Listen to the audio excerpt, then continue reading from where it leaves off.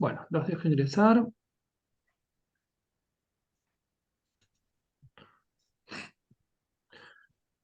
Buenas noches.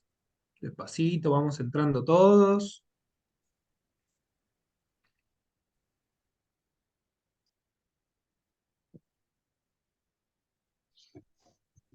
Ahí estamos. Va avanzando, llenándose el aula. Tengan un poquito de paciencia.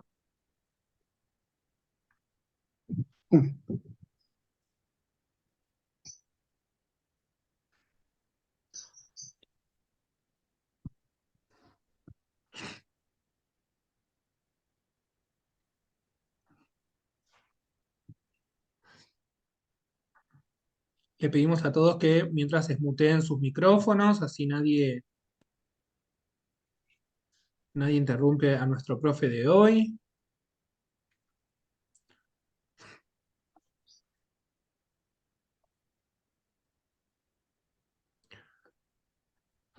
Bueno, ahí están entrando los últimos y ya empezamos.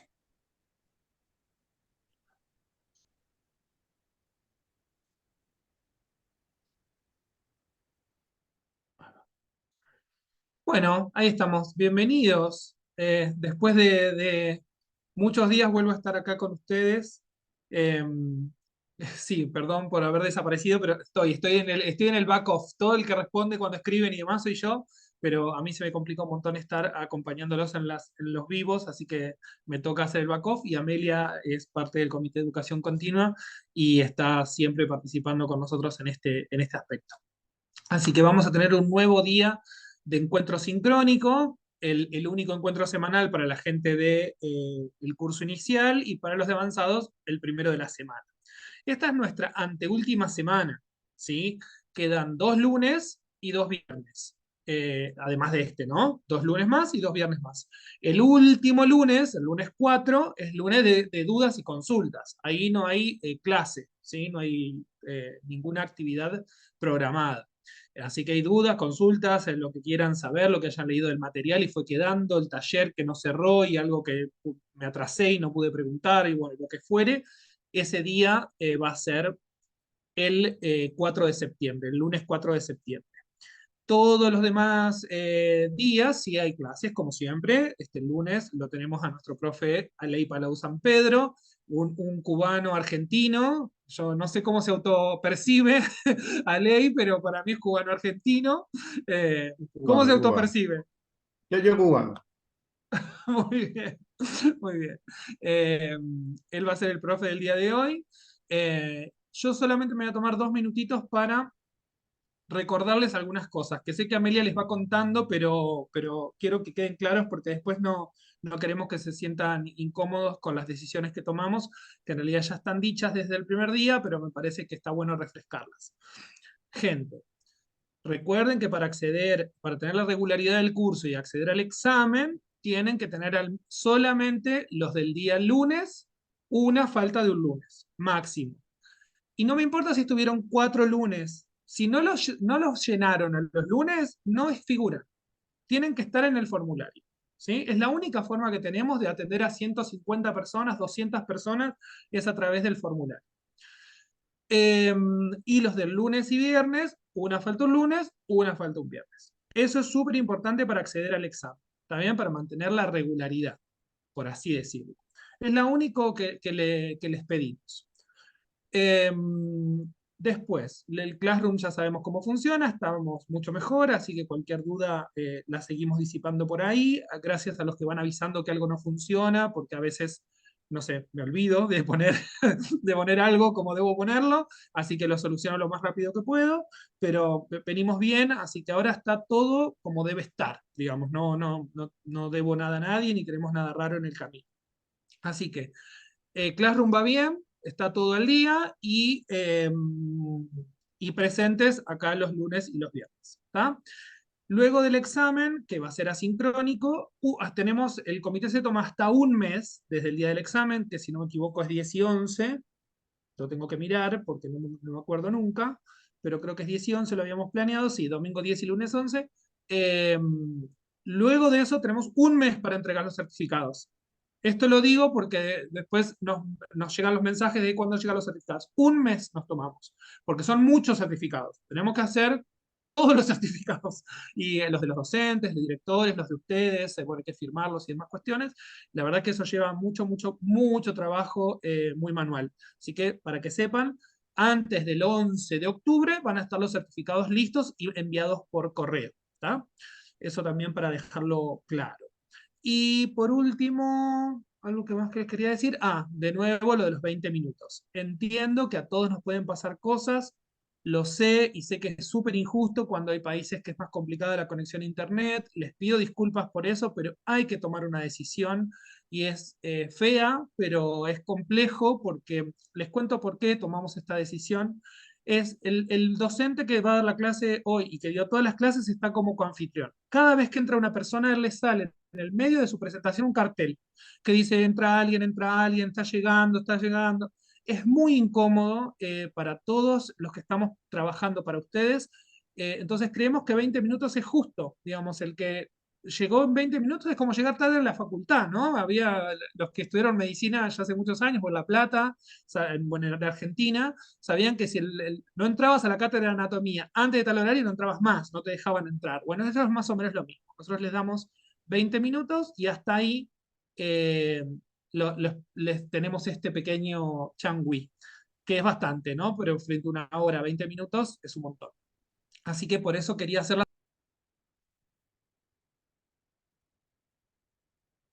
me esmutearon. Quería hacer las aclaraciones pertinentes solo para que lo sepan. Y cualquier cosa, cuando terminamos la clase del día de hoy, eh, podemos hacer cualquier pregunta, lo que quieran, tanto del curso como conmigo. Si nos quedamos, yo me quedo, no hay ningún problema. ¿Está bien? Si alguien tiene alguna duda que subsanar. Bueno, de mi parte, nada más. Cualquier cosa al final charlamos. Bienvenido a Ley Palau San Pedro, nuestro docente del día de hoy, de nuestra semana 4 que inicia el día de hoy. Así que te dejo a los alumnos. Vamos para adelante. Bueno, o sea, tú vas a estar conectado. Si entra alguien, que falte Sí, yo lo. me ocupo. Vos seguís con la Ahí tú clase. Yo me tienes. ocupo de todo lo demás. Bueno, está bien. Bueno, buenas tardes a todos, noches también ya acá en Argentina. Gracias a todos por estar hoy acá y darle la bienvenida a esta cuarta semana, que lo que vamos a tratar es la dosimetría pre-tratamiento del hipertiroidismo. Y en la charla de hoy la idea es poder ver o sea, cuál es el fundamento, la parte práctica y también mostrarles parte de lo que hemos visto, lo que hemos encontrado con la experiencia del trabajo que hemos estado haciendo.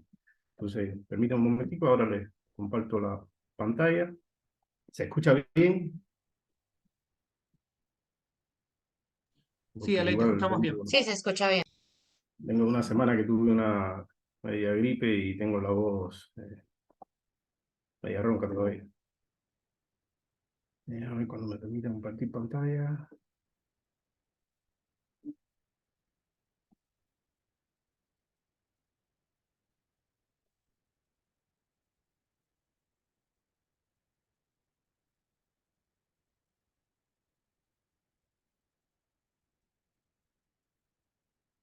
Discúlpenme, pero se demora un poquito la máquina.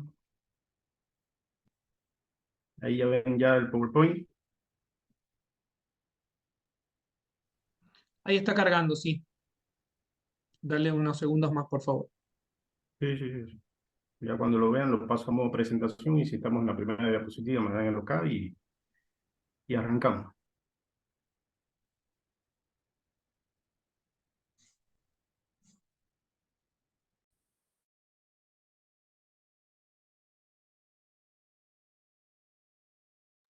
Ale, ¿estás por ahí?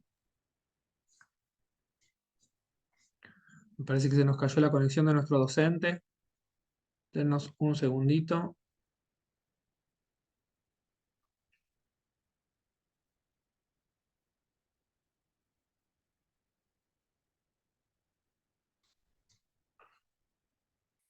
Vamos a avisarle que no se desespere.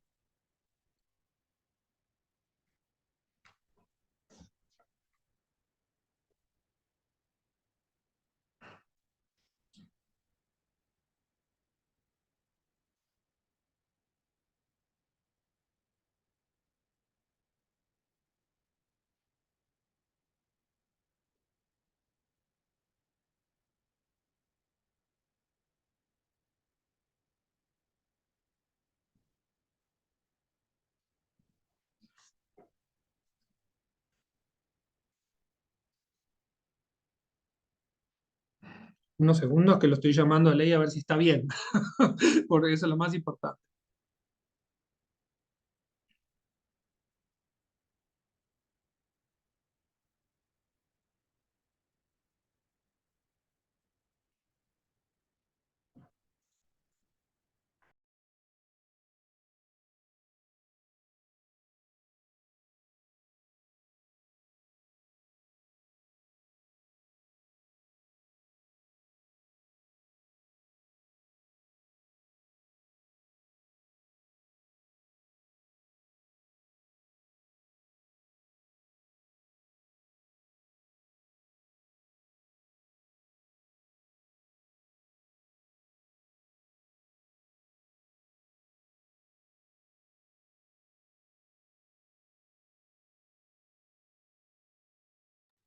Bueno, lo esperamos, se le cargó la computadora, está bien, no pasó nada, así que démosle un minutito que Ley vuelva a entrar.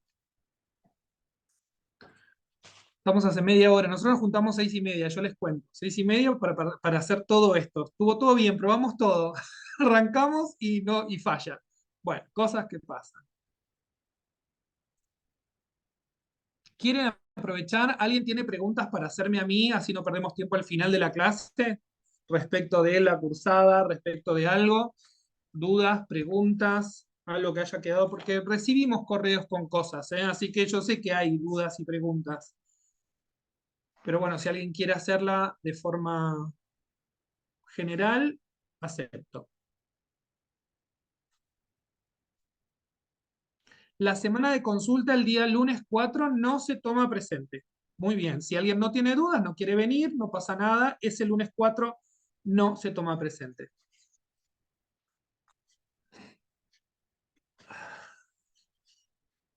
A ver, esperen que hay otra consulta más arriba. No la quiero perder. Ah.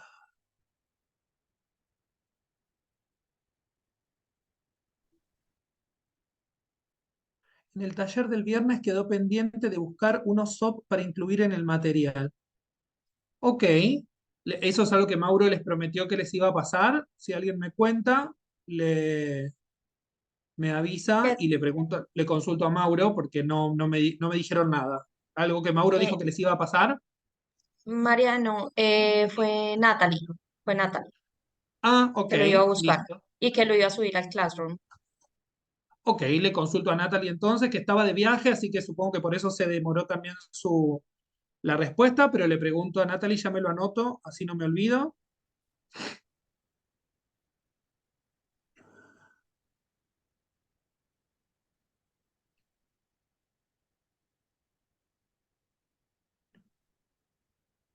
El Eh, examen, buenas. Sí, Aley, conectate tranquilo mientras yo estoy respondiendo preguntas, ya, así sí, podés pero usar tu tiempo. Ah, permíteme sí, compartir perdón. pantalla.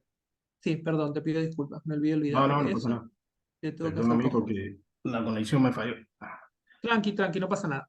El examen que sea el 10 o el 11 depende de ustedes. El examen va a estar habilitado el 10 y se cierra el 11, ¿sí? Es decir, va a haber todo el 10 y parte del 11. Después le voy a publicar día y hora. Y eso, es decir, ustedes toman el examen cuando ustedes quieren. ¿Está? Ahí está, Ley, ahora sí se ve. Cuando ustedes quieren lo van a tomar. Pero bueno, después sigo con las preguntas, así no lo retrasamos a nuestro docente. Ahora que estamos Bueno, encaminadísimos. ahí Ahí estamos. está, se ve pantalla completa, se ve todo. Bueno, ahora sí, les pido disculpas, pero la conexión juega mala pasada.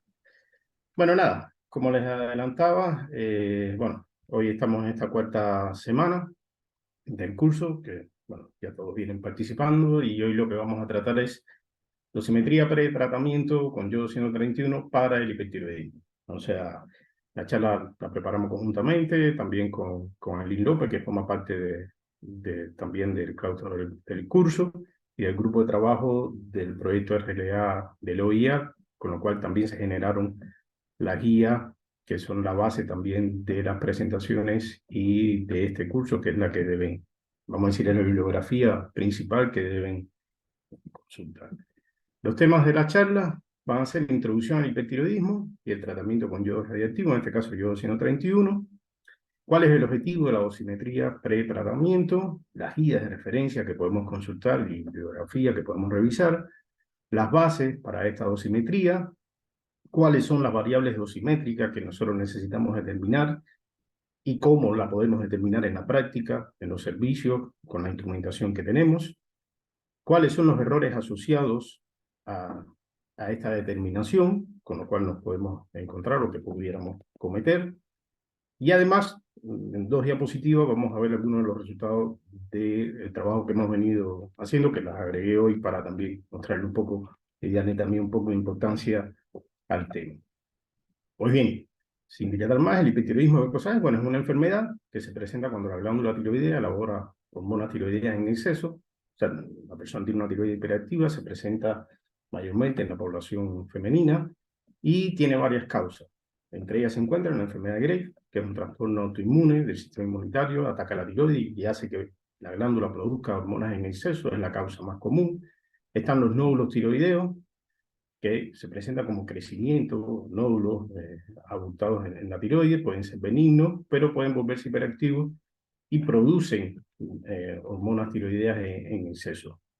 La tiroiditis, que es una inflamación de la tiroides, y también la alta concentración o el alto consumo de yodo en las personas según la población, en la dieta que tenga o en el lugar, en la región donde vive. El tratamiento para la enfermedad, cuando uno revisa las guías de las diferentes sociedades científicas y de las diferentes sociedades de endocrinología, ven que la primera línea de tratamiento es el tratamiento con medicamentos, con antitiroideos. La segunda línea es el uso del yodo radioactivo, ya cuando la enfermedad ha avanzado, no se tiene un control de la enfermedad. Y en tercera línea después aparece la cirugía.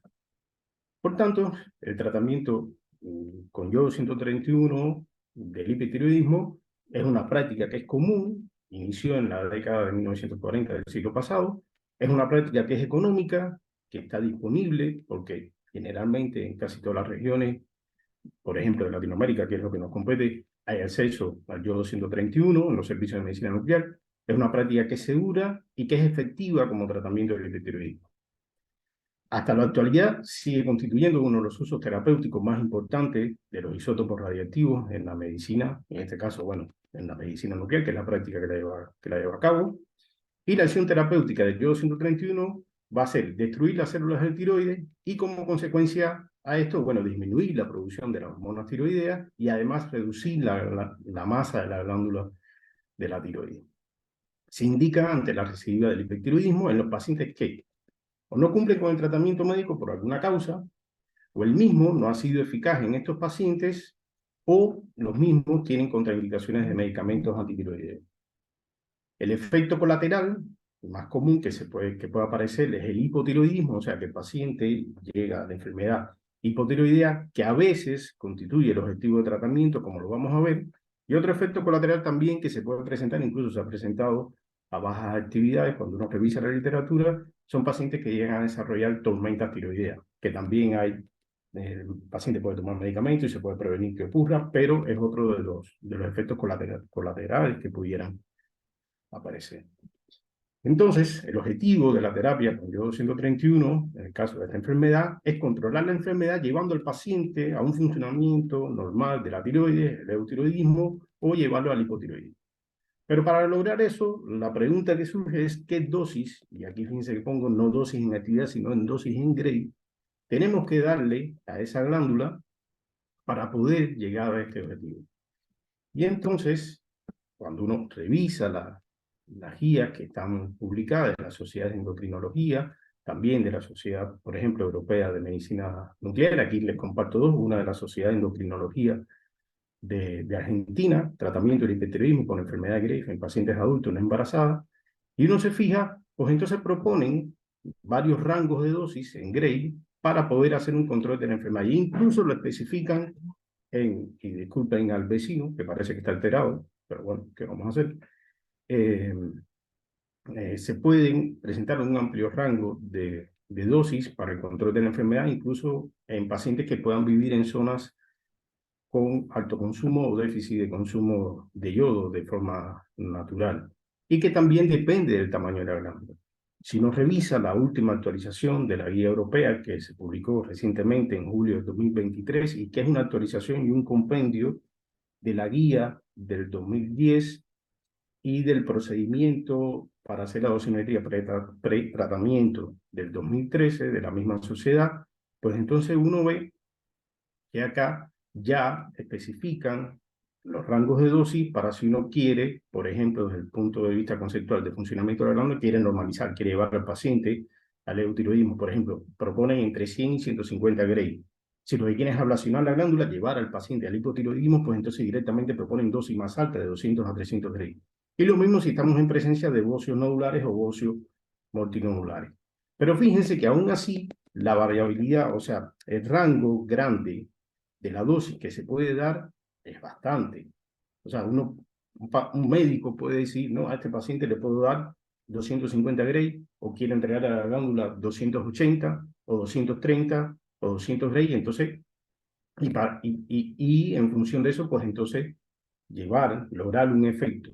Por supuesto, vamos a ver que eso va a depender de otras variables, que no es directamente decidir sobre la dosis, sino que el médico tratante, pues entonces tiene que tomar decisiones en función de la clínica del paciente, de los tratamientos que ha recibido el paciente, del estado en que se encuentra el paciente, del tamaño de la glándula y de otras variables que vamos a ir viendo a lo largo de la charla. Pero ya de antemano vemos que tenemos un rango amplio para poder decidir o para poder fijar una dosis y poder lograr un efecto en la glándula.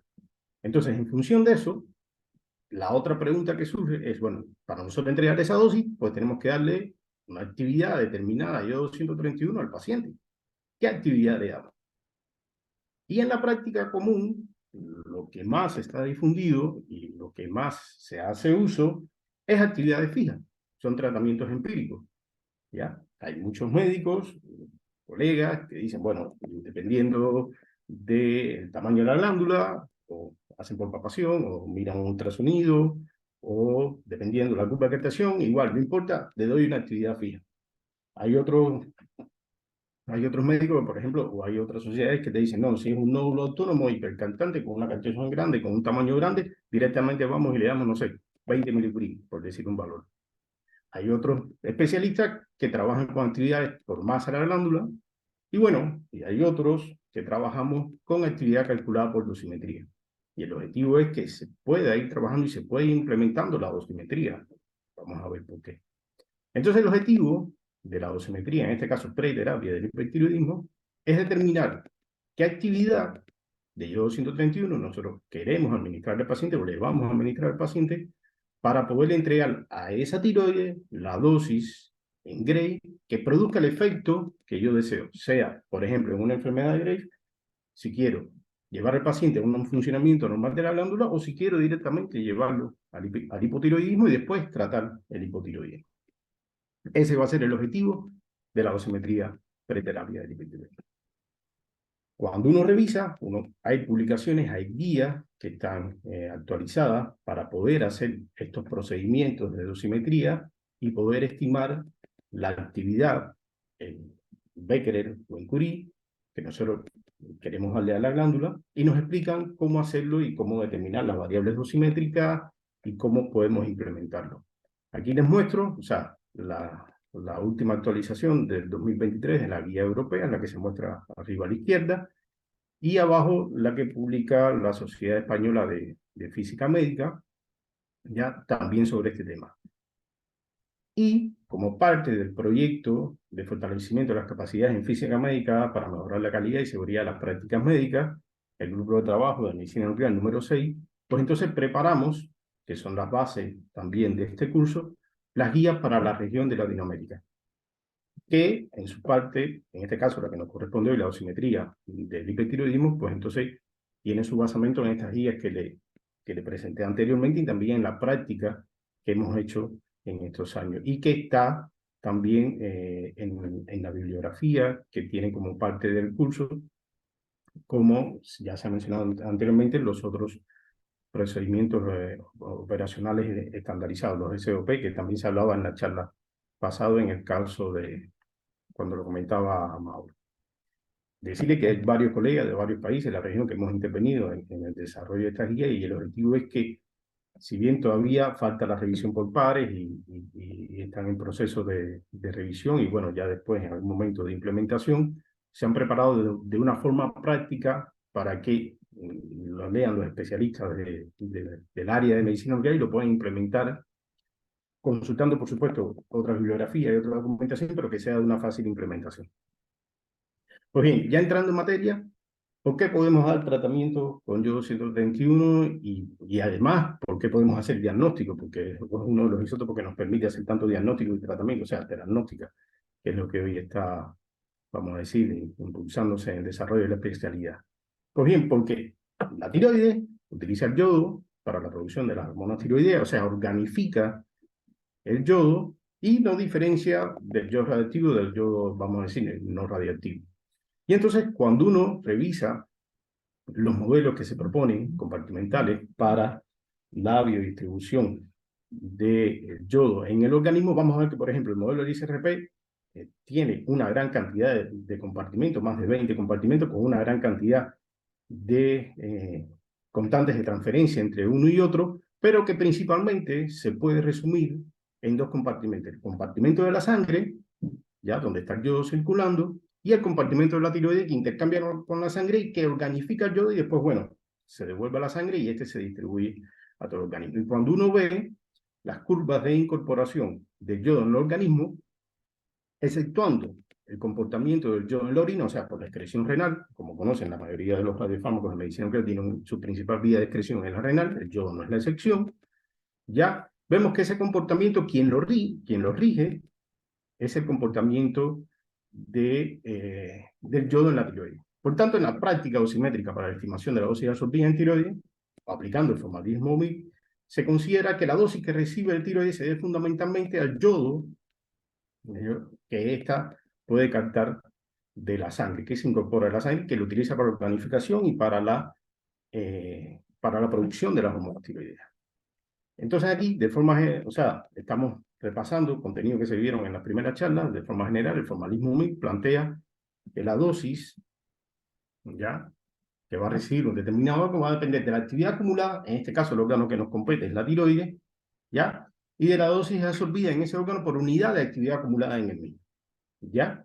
En este caso, la actividad acumulada va a ser la actividad en el órgano en función del tiempo, o sea, va a depender de la biodistribución y la biocinética, en este caso sabemos que es solamente en tiroides, pero de la biocinética del yodo en la tiroides, y la dosis absorbida, o sea, es energía por unidad de masa, va a depender del isótopo y de los tejidos que en este caso estén implicados y además de la distancia de donde se encuentra el órgano blanco, el órgano fuente y de todo lo que haya entre ellos. Y en este caso el factor S tiene en cuenta la dosis absorbida en radiación debido a las dos emisiones principales que tenemos del yodo, o sea, las emisiones beta y también en parte las emisiones gamma, pero resaltar que en este caso es la emisión beta la que nosotros vamos a utilizar, la que se va a aprovechar para el tratamiento. Ya esto Mauro en la charla anterior con respecto cuando habló del cáncer de tiroides, la dosimetría de médula, bueno, también comentaba sobre ello. Pues bien, las principales formulaciones que existen hoy para poder determinar la actividad a administrar en función de la dosis prescrita son las que se muestran acá. A la izquierda, la propuesta, o sea, la que se propone por la Sociedad Europea de Medicina Nuclear, y a la derecha, la más clásica o la que más conocen o la más difundida, que es la fórmula de Marinelli o también la fórmula de Kimby-Marinelli, como se le conoce. Y fíjense que en ambas formulaciones, por favor, sé que hay médicos, sé que hay técnicos, bueno, los físicos también están, pero no se preocupen por la formulación. Ya no se preocupen por la fórmula, las presentamos para que puedan darse cuenta, para que puedan ver de dónde salen estas variables y al final cómo podemos calcular la actividad. Ya después cuando vayan los talleres se van a dar cuenta que también, vamos a decir, no es tan complicado. Pero bueno, vale la pena ponerlo. Vamos a ver que hay tres variables fundamentales, ya que son las que me van a definir esa actividad que yo voy a calcular. Una de ellas es la masa de la tiroides, la otra es la dosis que se va a prescribir, o sea, la dosis en Gray que yo quiero darle a la tiroides según el efecto que yo quiero provocar. Y en el caso de la Sociedad Europea es el tiempo de residencia, ya que me va a caracterizar la biocinética del yodo en la tiroides, y en el caso de la fórmula de Kimby-Marinelli, o la fórmula de Marinelli, disculpen, es el tiempo medio efectivo de eliminación. ¿Ya? Lo demás son, ¿cómo se llama esto? disculpa, en el caso de la Marinelli, el 24,7 sale de toda la formulación del factor S, y en el caso de la fórmula europea también, o sea, la energía media depositada en tejido blanco por el yodo 131. Fíjense que en la formulación de la Sociedad Europea de Medicina Nuclear dicen que ese valor es válido para tiroides con una masa igual aproximadamente a 20 gramos, pero que puede introducir incertidumbres menores al 5% para masas que lleguen como máximo a 90 gramos. Normalmente la masa de un tiroide normal en el hombre adulto es aproximadamente de 20 gramos y en la mujer adulta aproximadamente entre 17 y 18 gramos.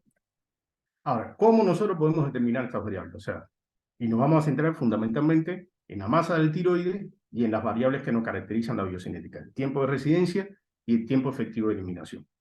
Y esta imagen que está acá es de la guía de la Sociedad Española de Física Médica y me parece muy buena porque lo resumen de forma clara. O sea, la masa captante, ya, ¿cómo nosotros la vamos a poder determinar? ¿Ya? Bueno, a partir de mediciones que nosotros podamos hacer, por ejemplo, con la cámara gamma, a partir de imágenes planares, o SPECT-CT, si tenemos equipos híbridos, o con otras modalidades de imágenes, como puede ser ultrasonido, o imágenes de PET-CT, tomografías o resonancia.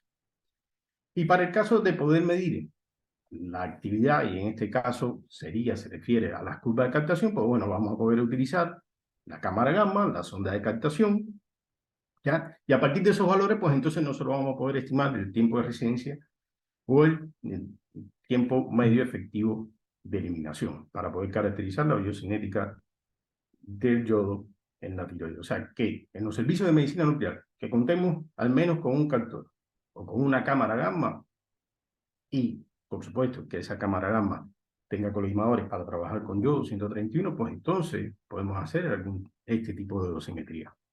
¿Ya? O sea, no es muy complicado. Ahora bien, ¿cómo vamos a determinar la masa del tiroides? Que es la primera variable que les voy a presentar y que vamos a ver. Pues bueno, a partir del volumen de la glándula, en este caso, multiplicando por la densidad es aproximadamente 1,05 gramos por centímetro cúbico, y el volumen se considera que la tiroides tiene, vamos a decir, una forma de elipsoide, y por tanto, determinando los volúmenes de ambos lóbulos, pues entonces uno puede determinar el volumen total de la glándula, y en función de eso, bueno, poder multiplicar por la densidad y poder determinar la masa. Para ello, la técnica más difundida y la que utilizamos todos y la que se propone y está consensuada es el ultrasonido del tiroide, ya que es una técnica morfológica, está estandarizada, es práctica y simple, o sea, se puede hacer de forma rápida y en cualquiera de los servicios diagnósticos, dependiendo del tipo de institución hospitalaria que tenga, pero se puede realizar, hay ultrasonido en casi todos los centros sanitarios. Tiene una buena resolución espacial, pero tiene una desventaja que es operador dependiente. Ya depende del radiólogo que esté haciendo, o del técnico de imagen de ultrasonido, o de la persona encargada de hacer ultrasonido. Y además, como vamos a ver más adelante, vamos a ver que sucede que muchas veces esta imagen anatómica o esta imagen morfológica por ultrasonido a veces no coincide con la imagen que estamos viendo metabólica. Y entonces, por la parte de la imagen metabólica, tenemos la marafía con tecnecio o la marafía con yodo, que vamos a ver la organificación del yodo en la tiroides. Es una técnica estandarizada, es poco compleja, tiene una adecuada resolución espacial para este tipo de técnica de imágenes y no es operador dependiente porque podemos protocolizar y podemos acotar muchos de los parámetros para hacer la adquisición de las imágenes y no va a depender precisamente del operador como si puede depender acá. Aquí se mostraba una marafía con tecnecio y mientras estábamos hablando venía acá un SPECT de otro paciente, pero también con tecnecio 99, donde se ven los dos lóbulos del tiroides, donde se ve que el lóbulo derecho del tiroides está aumentado de tamaño y es mucho más grande y capta más que el lóbulo izquierdo del tiroides. Sin embargo, en la imagen planar vemos que los lóbulos están muy parecidos. No es el mismo paciente en este caso. Entonces, por ejemplo, con la cámara planar podemos hacer imágenes con tecnecio, podemos hacer imágenes con yodo, y hay una publicación que también utiliza refieren estas guías y otros trabajos sobre este tema, donde a partir del área de la superficie de la tiroides, medida realizando una región de interés, que circule, o sea, que se incurne, disculpe, la glándula, pues entonces podemos estimar el volumen, ¿ya? Y es esta fórmula de Himanka y Larson, que se publica en 55 y que todavía se utiliza hasta la actualidad. Aquí se muestran, por ejemplo, dos imágenes, la de la izquierda con tecnecio, la de la derecha con yodo. En este caso sí es del mismo paciente. Les pongo acá los protocolos que utilizamos, es del paciente realizado en el servicio acá de la fundación, donde trabajo, para que vean de que, o sea, primero hay una correspondencia entre las dos imágenes, que es lo que debería ser. Este paciente es un paciente con enfermedad de Graves, y que además entonces, aplicando esta formulación, pues podemos determinar el volumen de la glándula tiroidea. Hay trabajos que avalan el uso de esta fórmula y su correlación en empleo con las imágenes de ultrasonido obtenidas para pacientes, tanto para, por ejemplo, en el caso del trabajo de la izquierda, se muestra que se estudiaron 51 pacientes con enfermedad de Graves usando imágenes planares, ¿ya? Y también SPECT con tendencia 99, y en el caso de la derecha se utilizaron, se estudiaron 40 pacientes con hipertiroidismo. O sea, acá hay pacientes con enfermedad de Graves, hay pacientes con nódulos, hay pacientes con bocio multinodular, pero las imágenes que se realizaron con yodo.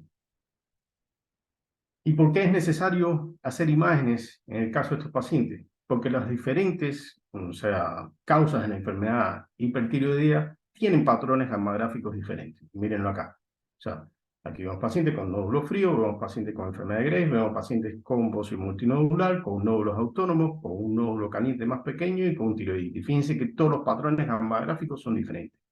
Y lo más llamativo es que cuando acuden a los servicios pacientes con estos tipos o sea, de patologías hipertiroideas, encontramos que en los ultrasonidos, sí, informan que tiene un nódulo, te informan, por ejemplo, los tamaños de los lóbulos del tiroide en el caso de la enfermedad de Graves, pero muchas veces vemos que incluso esos ultrasonidos no coinciden con la imagen metabólica que están viendo. O sea, que lo que nos reporta ese valor, hay veces que los lóbulos son más grandes o más pequeños de lo que nosotros estamos viendo en la imagen, e incluso la correspondencia con la posición de uno con otro.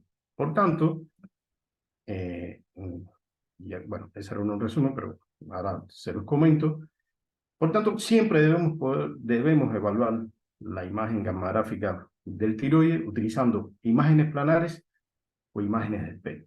Claro, para hacer una cuantificación y para poder medir estas imágenes, previamente nosotros debemos haber determinado cuál es el umbral, según la geometría de medición y según el protocolo de medición que utilicemos, de nuestro equipamiento para poder reproducir la geometría, en este caso, del órgano que queremos visualizar. Y podemos auxiliarnos de algunos fantomas, ¿ya? Y podemos hacer imágenes planares con tecnecio, SPECT-CT con tecnecio, y hacer la reconstrucción de la imagen con todas las correcciones que lleva: corrección de dispersión, corrección de atenuación, recuperación de la resolución espacial. Y a partir de esas imágenes con fantoma, pues entonces poder tratar de determinar el umbral que nosotros vamos a tener que aplicarles después a las imágenes clínicas para poder reproducir la geometría, o para cuando midamos podamos obtener lo más real posible la geometría del órgano que queremos visualizar. En este caso, este fantoma que ven acá, que tiene 32,4 mililitros de volumen, en el servicio nosotros lo preparamos con tendencia 99, lo pusimos dentro de un tachito de pintura que simula un cuello, le pusimos agua, le hicimos mediciones planares y también mediciones con SPECT-CT, y bueno, a partir de esto pues definimos los umbrales para la evaluación de las imágenes gamagráficas planares y también tomográficas. Y por ejemplo, este es el caso de una paciente femenina con diagnóstico de enfermedad de Graves, donde los datos del ultrasonido, cuando se le miden los glóbulos por el ultrasonido, vemos que nos da un volumen aproximado de 8,1 centímetros cúbicos. Cuando hacemos la imagen con tecnecio, que hacemos el ROIC, utilizamos la fórmula de Himanka, nos da un volumen de 7,4, cuando lo hacemos con yodo 8,7, y cuando lo hacemos con SPECT-CT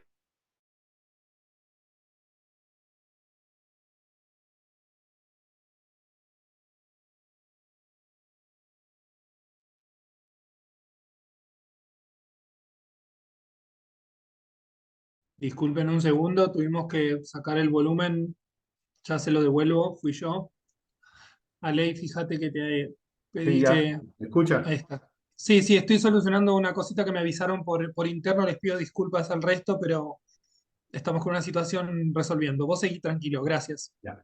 Entonces, resumiendo, lo que hay que hacer es que tenemos que caracterizar los protocolos que vamos a utilizar, tenemos que hacer mediciones con fantomas previamente si vamos a evaluar las imágenes metabólicas de medicina nuclear para determinar estos umbrales y poder reproducir, vamos a decir, con menor error o menor incertidumbre las medidas que vamos a realizar con las imágenes metabólicas. Y acá.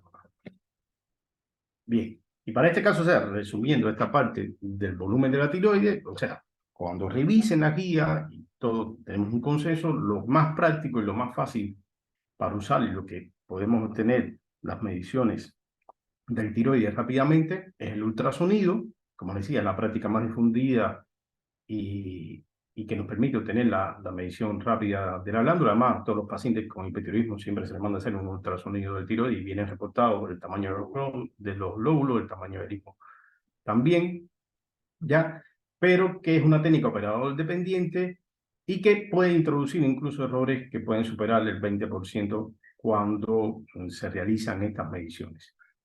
Los volúmenes determinados por las técnicas de medicina nuclear comparados con lo obtenido empleando el ultrasonido muestran una buena correlación. Ya les mostraba dos de los papers que están publicados sobre este tema.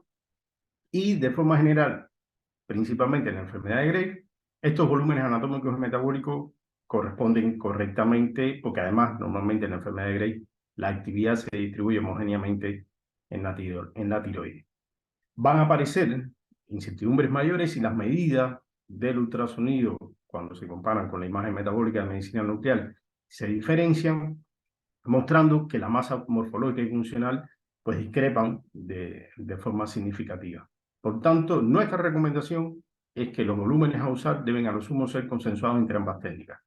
¿Por qué? Porque la distribución de dosis va a depender de la masa funcional del tiroides. O sea, realmente de la cantidad de tejido tiroideo que esté hiperfuncionante o normofuncionante también. Entonces, la otra variable o las otras variables importantes que vamos a poder evaluar es las que van a caracterizar la biocinética del yodo en la tiroides, ¿ya? Y para ello tenemos que saber cómo se incorpora el yodo en la tiroides. Y es lo que se conoce como la captación de yodo en la tiroides. La captación de yodo en la tiroides se presenta, como pueden ver acá, por ejemplo, 5 pacientes que les presento acá en esta gráfica, con una fase de incorporación y una fase de eliminación, con una captación máxima que normalmente ocurre a las 24 horas, y fíjense que lo pongo entre comillas, después vamos a ver por qué, y que de esa fase de eliminación nosotros podemos estimar ese tiempo medio efectivo de eliminación y que además, teniendo en cuenta toda la curva, pues entonces podemos estimar el tiempo de residencia.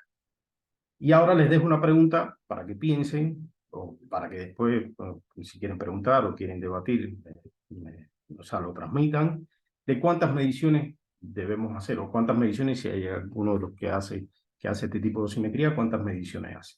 Pero fíjense que ya con estos 5 pacientes que les he mostrado, tienen un comportamiento completamente diferente, ¿ya? Tanto en su fase de incorporación como en su fase de eliminación. Para poder hacer la captación de yodo, la podemos hacer con un captor de yodo, que es el equipo que se muestra a la izquierda, y doy las gracias al jefe técnico nuestro, Maxi, muchos lo reconocerán en la foto, esa foto está puesta ahí con autorizo de él.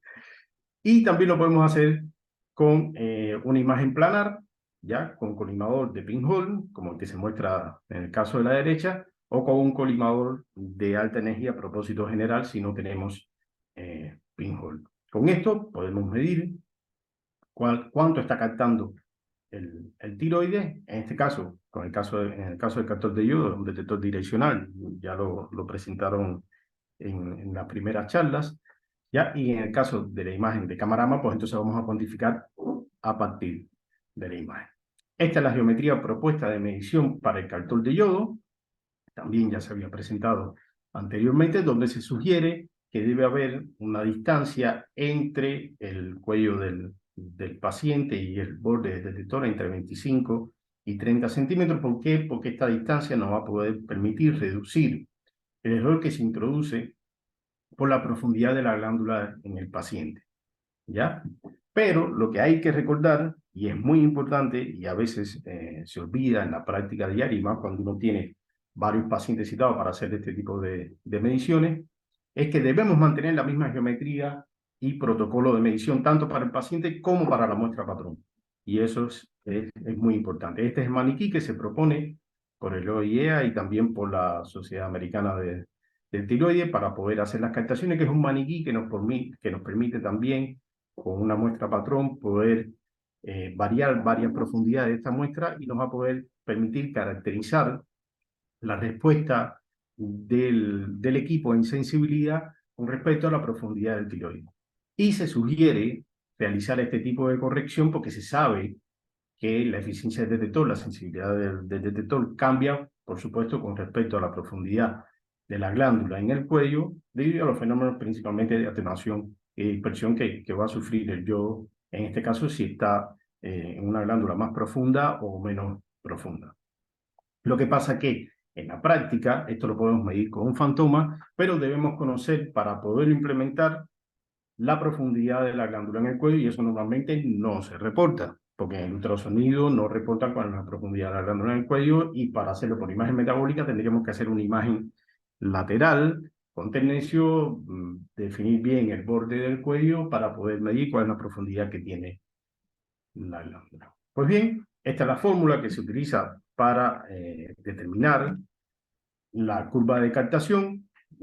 Aquí están cuáles son cada una de las variables que intervienen en esta fórmula, en los espacios temporales que hay que medir, pero principalmente es una medición en el cuello, en cada intervalo de tiempo, una medición del fondo, que normalmente se utiliza el hombro del paciente o el muslo del paciente, la medición de la tasa de cuenta de la muestra estándar en T0, antes de que se le administre al paciente la dosis para poder hacer la captación, y una tasa de los controles de fondo de la habitación donde se encuentra el captor, o si lo hacemos con cámara gamma, donde esté la cámara gamma. Y fíjense que acá pongo antes, o sea, en caso de la tasa de cuenta del estándar, de T0, porque para el caso de la dosimetría no se hace corrección por decaimiento físico.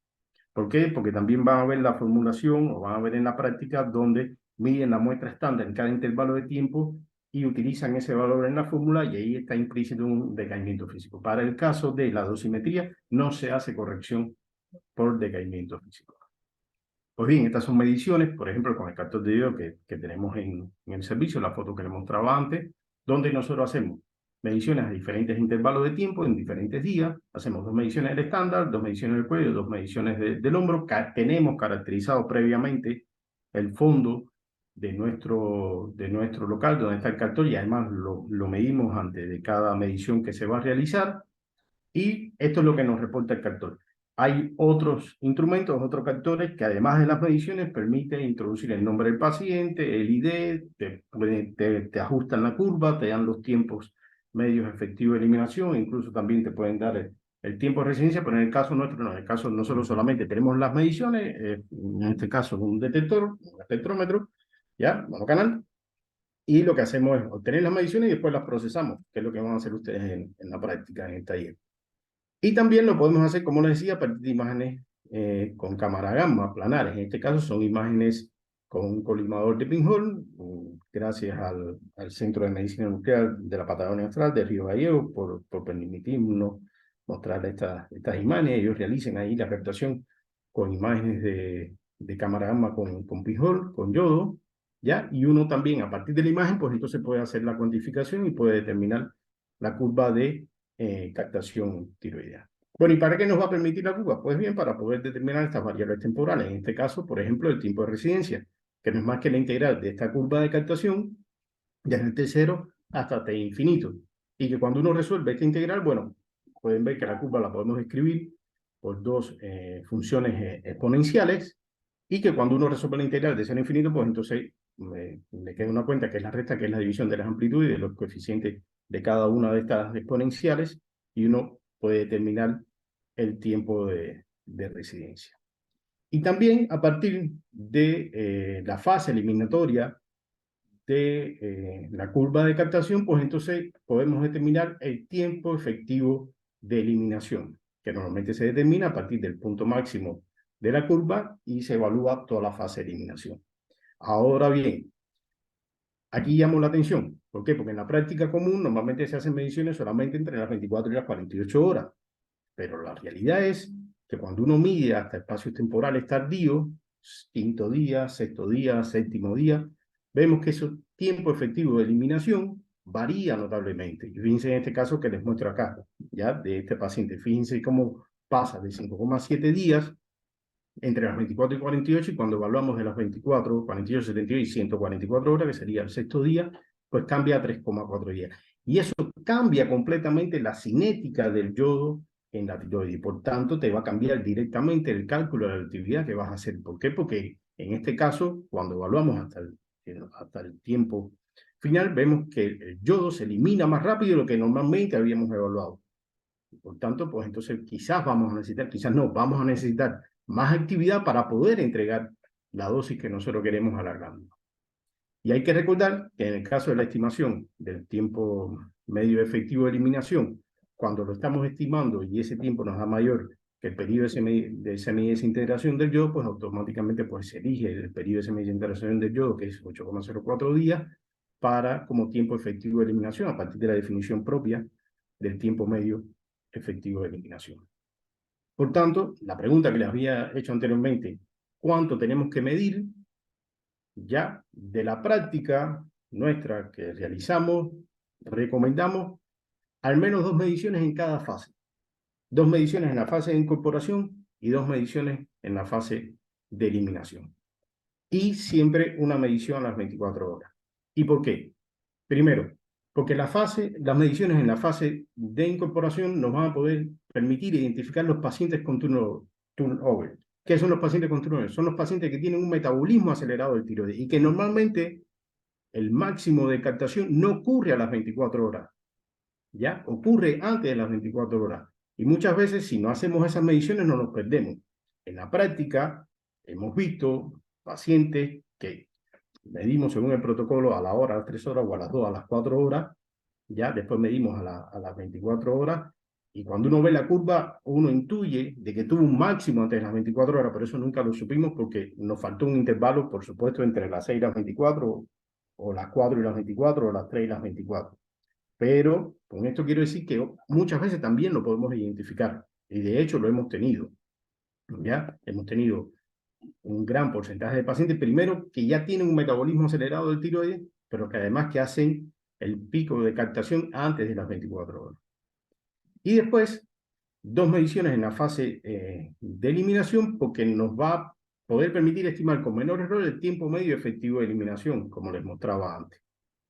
Entonces, nosotros proponemos, por ejemplo, en la fase de incorporación, medir a las 2, 4 y 6 horas, antes de las 24 horas, y después en la fase posterior a las 24 horas, pues entonces medir 48 y 72, o 48 y 96, y además 144 o 168 horas, si es posible. Y siempre medir a las 24 horas. Ahora bien, esto no es absoluto, esto no es así, porque sabemos que siempre van a depender de las condiciones propias del paciente y de las condiciones propias del servicio de medicina nuclear. ¿Ya? Esto solamente es una recomendación. Cada uno puede adaptarlo a su servicio, y van a ver que en el procedimiento operacional estandarizado, el que preparamos, y las guías europeas, pues se describen procedimientos o formulaciones para utilizar, por ejemplo, solamente mediciones tempranas, mediciones tardías, o una medición temprana y una medición tardía, pero que además esto trae asociado algunos errores, o sea, trae asociado incertidumbre que pueden superar el 20, el 25% cuando uno estima la actividad. Pero se describen formulaciones para poder trabajar con una medición, con 2 mediciones, dependiendo del intervalo en que se haga esa medición.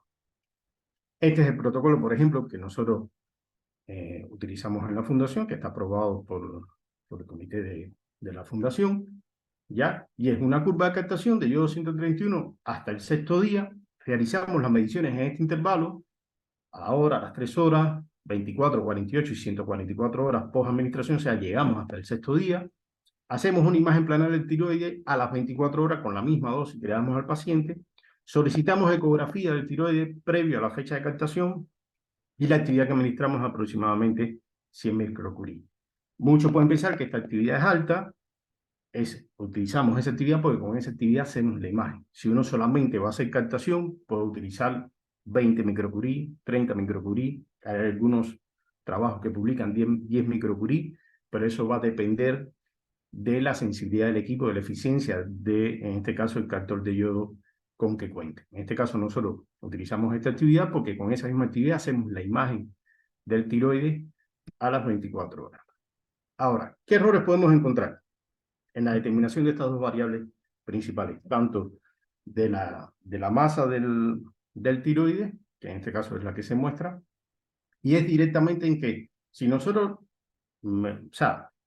medimos y tanto por el ultrasonido, si viene mal la medición, o si después con la cámara, cuando nosotros no determinamos el umbral, y por ejemplo yo puedo medir hasta un cierto valor, pero después puede venir el médico o otro físico y medir hasta cierto valor. Fíjense lo que sucede cuando nosotros cambiamos 1 milímetro en la medición. Fíjense cuánto varía en por ciento el volumen que vamos a determinar. Por ejemplo, si estamos midiendo la longitud o sea, el mayor diámetro del elipsoide, ya si cambiamos, por ejemplo, 3 milímetros, ya nos vamos a una variación conceptual de volumen de un 5%. Si cambiamos 5 milímetros, nos vamos a un 10%. Pero cuando lo hacemos en uno de los ejes más cortos, pues entonces esta variación es mayor. Si cambiamos, o sea, disculpen, vamos a tener también algún tipo de variación. Entonces, directamente, la estimación de la medida del tiroides no cambia el volumen en un % significativo. Entonces, hay que tener cuidado con la estimación y comparar siempre la imagen anatómica con la imagen volumétrica, disculpen, la imagen anatómica con la imagen metabólica, y si vamos a hacer mediciones con nuestro equipo de medicina nuclear, pues entonces caracterizarlo primero para poder determinar ese umbral que nos reproduzca la geometría de medición un poco más exacta.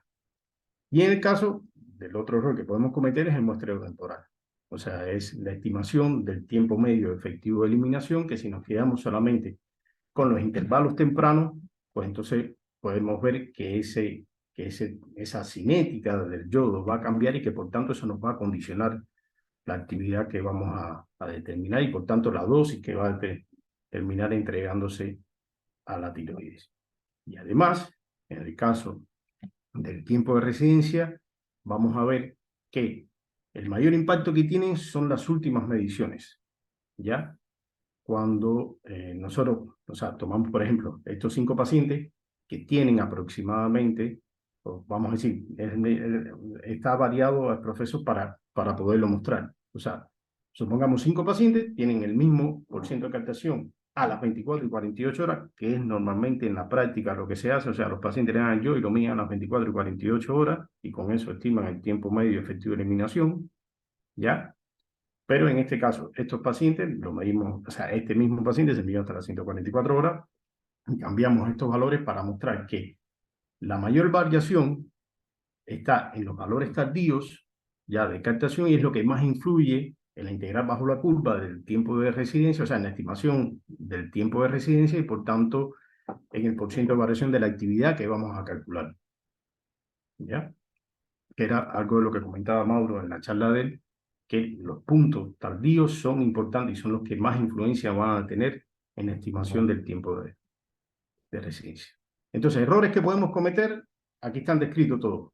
O sea, falta de control de los parámetros operacionales del equipamiento que vamos a utilizar, mala preparación del paciente antes del estudio y durante el mismo, mala preparación de la fuente de patrón de la dosis que vamos a administrar al paciente, inadecuada geometría de medición, insuficiente o inadecuado muestreo temporal, incongruencia entre las mediciones obtenidas por la imagen anatómica del tiroides y la imagen metabólica, errores en las estimaciones de las dimensiones del tiroide, en la estimación de la captación tiroidea, errores de cálculo y tiempo entre la estimación dosimétrica y la aplicación del tratamiento, porque se asocia principalmente a la variación de estas variables. O sea, podemos hacer la dosimetría pretratamiento hoy, y en lo que le aprueban al paciente el tratamiento, que va a la obra social, que regresa, pueden pasar tranquilamente 2 meses. Y dentro de 2 meses, esa tiroides no tiene que estar como estaba cuando nosotros hicimos la dosimetría pre-tratamiento.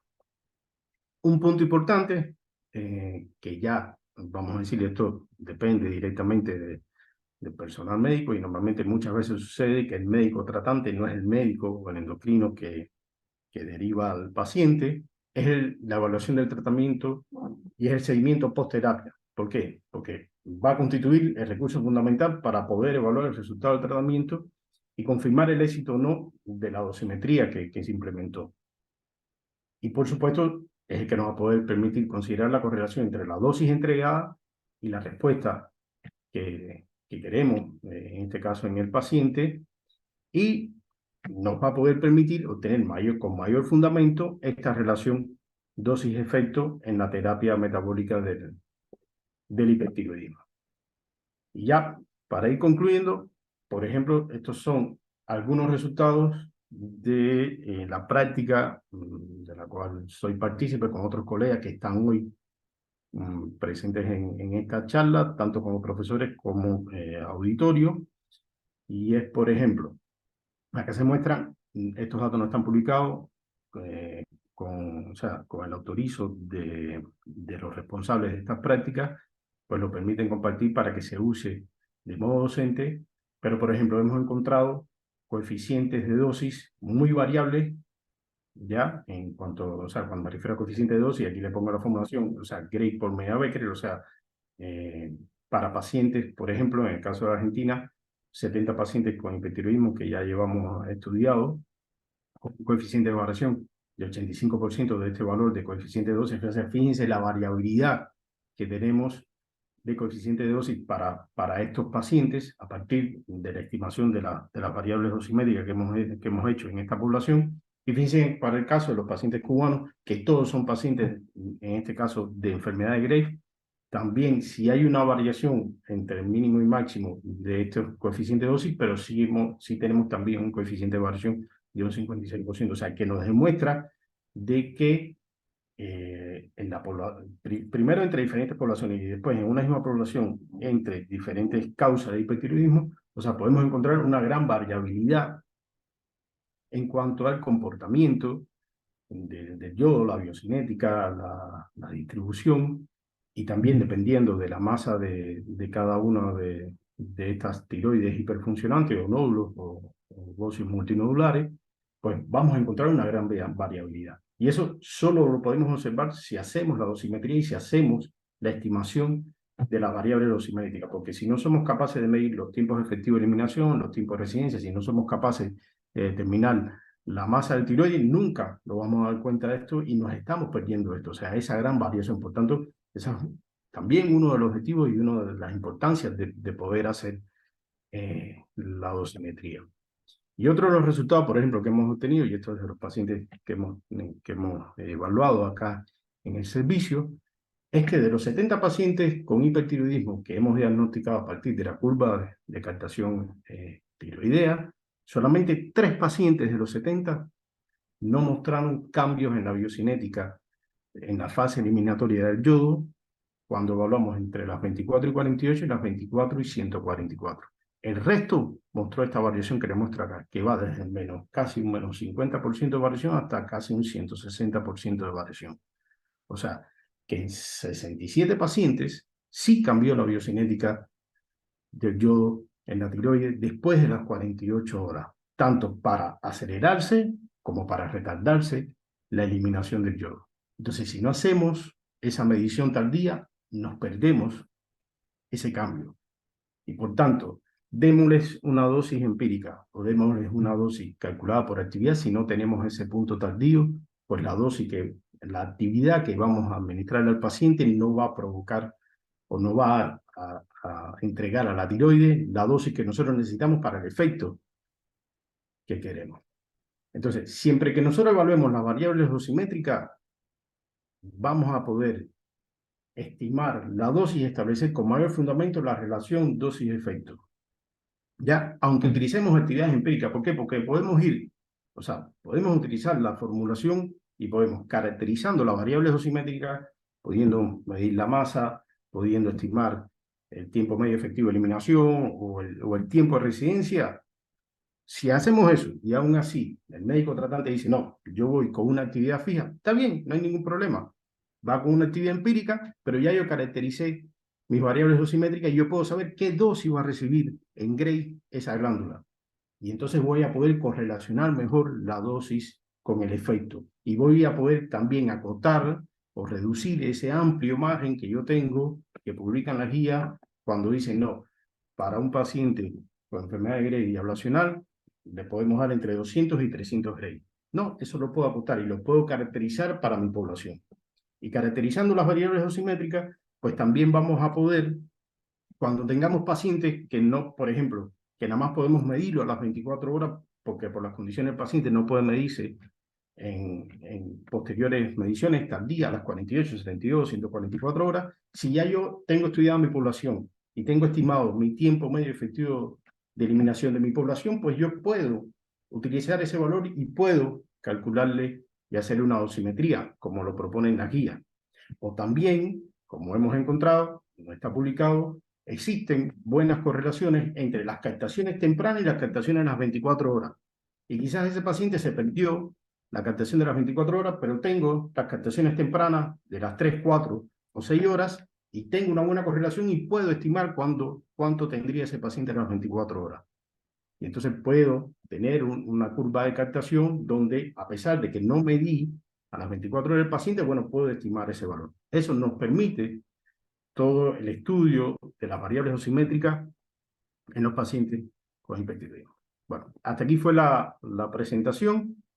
Esta última diapositiva son para los que van a hacer el taller de hipertiroidismo y es lo que deben encontrar en el Classroom. Y fíjense que los números que tienen cada uno de estos documentos están puestos a propósito. ¿Por qué? Porque deben leer primero la guía para el taller de dosimetría pretratamiento, después familiarizarse un poco o revisar de forma rápida cuál es la herramienta de cálculo, que no es más que una hoja Excel. Está el video de cómo usar la herramienta de cálculo, ¿ya? Y después están los datos de los pacientes que van a utilizar en esta herramienta para que ustedes determinen la actividad administrar según la dosis que se propone. En la guía, en el documento Word, va a encontrar que se proponen, o sea, vamos a analizar 5 pacientes con enfermedad de Graves, con diferentes biocinéticas y diferentes masas de tiroides y diferentes valores de captación. Y la idea es que los que participen de tal, pues entonces agarren estos 5 pacientes con estos datos que se le brindan, utilicen la herramienta de cálculo y puedan determinar las actividades de cada uno que se debería dar a esos pacientes según la dosis propuesta. Y además que analicen qué pasan con las variables, tanto de la masa como de las variables temporales, en este caso los tiempos de residencia y los tiempos medios efectivos de eliminación. Pero les recomiendo que sigan estos pasos, o sea, que lo hagan de esta forma. Revisen primero la guía, vean la hoja Excel, échenle una ojeada, después vean cómo se utiliza y ya después entonces tienen los datos de los pacientes para poderlos buscar a la herramienta de cálculo y poder hacer, o sea, la práctica del taller. Muchas gracias a todos por la atención, espero no haberlos aburrido ni haberme pasado un poco en el tiempo a pesar de los inconvenientes que tuvimos al inicio, así que bueno, estoy abierto al intercambio, a las preguntas, a lo que quieran compartir también, si alguno de la experiencia que tengan todos los que están presentes en la sala. Estuvo muy bien, muchas gracias, Aley. Hay una pregunta de María que está desde temprano. Quería saber si, ay, todos empezaron a decir muchas gracias en el chat, lo ves, pero se me va la pregunta de María. Ana María, ¿querés hacer la pregunta? Porque se fue, se fue con todos los gracias. ¿Querés hacer tu pregunta oral para Hola, Aley? sí, sí, hola. Aley, Sí, me gustaría saber si cuando hay pacientes que no tienen la captación máxima en 24 horas, sí. cómo se hace el ajuste de la curva? En este caso, el ajuste de la curva, o sea, supongamos que es un paciente con turnover y tiene la captación máxima ante las 24 horas. Si tienes la medición, puedes estimar el tiempo de residencia y si vas a hacer la estimación del tiempo medio efectivo de eliminación, utilizas ese valor como máximo valor, ¿ya? Y a partir de ahí estimas el tiempo medio efectivo de eliminación. Por ejemplo, supongamos que la captación máxima la tuvo a las 6 horas, ¿ya? Y después a las 6 horas tuvo, no sé, 60% de captación y a las 24 horas tuvo un 48%, a las 48 horas tuvo un 30% y así sucesivamente. Pues tomo ese punto de las 6 horas como mi valor máximo y ajusto mi curva de eliminación de ahí hacia los otros intervalos temporales. Fíjense que en la formulación de Marinelli no se utiliza el valor de captación de las 24 horas, en este caso, para el ejemplo que estamos analizando ahora, de las 6 horas. Se utiliza el valor máximo extrapolado de esa curva a tiempo cero. ¿Me explico? Sí, sí, ¿Ya? comprendo. Pero, Gracias. pero, pero utilizaría ese valor. Lo mismo ocurre que ha pasado con algunos pacientes que no tienen el máximo de captación a las 24 horas, sino que tienen una incorporación lenta. De eso hemos tenido pacientes y tienen el máximo de captación a las 48 horas. Mm, Y acá es lo mismo. Lo que pasa es que ya evaluar ese tiempo medio efectivo de eliminación a partir de las 48 horas, te estás perdiendo 2 días de cinética del yodo que no lo estás teniendo en consideración. Entonces ahí sí pesa más el tiempo de residencia que tú estimes. comprendo. Gracias, Ale. No, no, por nada. Em, Después, cuestiones administrativas después. No se preocupen que no nos olvidamos de nada. ¿Algo más para ley? ¿Alguien quiere hacer una pregunta, una observación sobre la clase?